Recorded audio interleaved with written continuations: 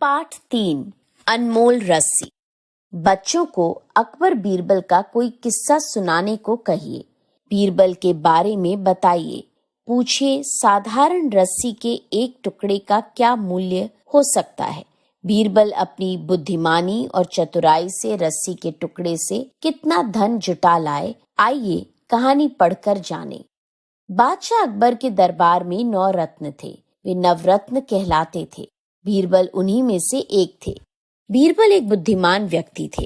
वे अपनी चतुराई, सूझबूझ और हाजिर जवाबी के लिए प्रसिद्ध थे। बादशाह अकबर उनका बहुत सम्मान करते थे और उन्हें बहुत पसंद करते थे। वे हमेशा बीरबल को अपने साथ रखते थे। बादशाह अकबर के दरबारी बीरबल से ईर्ष्या करते थे और उन्हें नीचा दिखाने की ताक में रहते थे। खुसरो नाम का दरबारी बादशाह अकबर का साला था। वह बीरबल से ऊंचा ओहदा पाना चाहता था, इसलिए हमेशा अपनी बहन जीनत के कान भरता रहता था।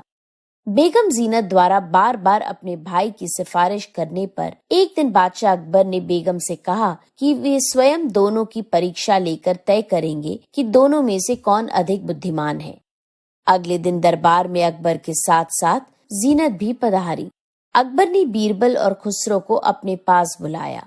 उन दोनों को 2-2 गज रस्सी का टुकड़ा दिया और कहा, आप दोनों में से जो भी कल तक इस रस्सी के टुकड़े के बदले अधिक से अधिक धन कमा कर लाएंगे, वही अधिक बुद्धिमान कहलाएंगे। जीनत के चेहरे पर मुस्कान थी। उसने खुसरो को पहले से ही परीक्षा के बारे में बता रखा था, लेकिन बादशाह अकबर को बीरबल पर पूरा भरोसा था। खुसरो और बीरबल रस्सी के टुकड़े लेकर चल दिए। खुसरो रस्सी का टुकड़ा लेकर नगर के सेठों के पास गया और बोला, यह रस्सी का टुकड़ा बादशाह अकबर का है। इसका मूल्य 50,000 अशर्फियां है। बादशाह अकबर के सम्मान की खातिर आपको इसे उनकी यादगार के रूप में रखना चाहिए। किसी भी सेठ को खुसरो की बात जची नहीं, लेकिन वे बादशाह के साले को नाराज भी नहीं करना चाहते थे।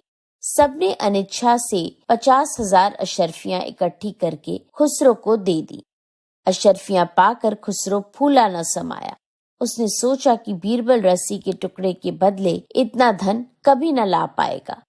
उधर बीरबल रस्सी का टुकड़ा लेकर सीधा नगर सेठ की हवेली पर गए। उन्होंने किसी से कुछ कहे बिना हवेली को नापना शुरू कर दिया। नगर सेठ को पता चला तो दौड़ा दौड़ा आया और उसने बीरबल से पूछा, आप हवेली क्यों नाप रहे हैं, क्या बात है? बीरबल ने शांत भाव से उत्तर दिया, कोई खास बात नहीं है। बादशाह सलामत ने सड़कें चौड़ी करने का हुक्म दिया है।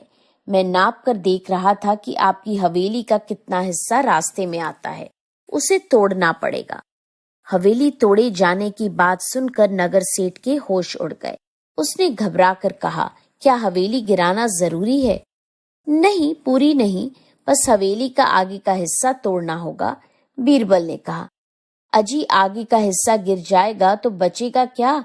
किसी की नाक काट ली जाए तो चेहरा सुंदर रहेगा क्या? नगर सेठ ने कहा। बीरबल बोला, देखिए सेठ जी, बादशाह का हुक्म है, मैं क्या कर सकता हूँ। नगर सेठ दुखी होकर कहने लगे, मेरी तो लाखों की हवेली खाक में मिल जाएगी। बीरबल मुस्कुराकर बोले, सेठ जी लाखों की हवेली मुफ्त में ही बचा लेना चाहते हैं। नगर सेठ बीरबल का इशारा समझ गया। वह हवेली के अंदर गया और अशर्फियों से भरी एक थैली लेकर आया। उसने थैली बीरबल को पकड़ा दी। इसी तरह बीरबल ने नगर के कई सेठों की हवेली पर जाकर वही चाल अपनाई और उन्हें मूर्ख बनाकर 5 लाख अशर्फियां जमा कर ली। अगले दिन दरबार लगा। खुसरो 50,000 अशर्फियां लिए दरबार में मौजूद था। बादशाह अकबर दरबार में पधारे।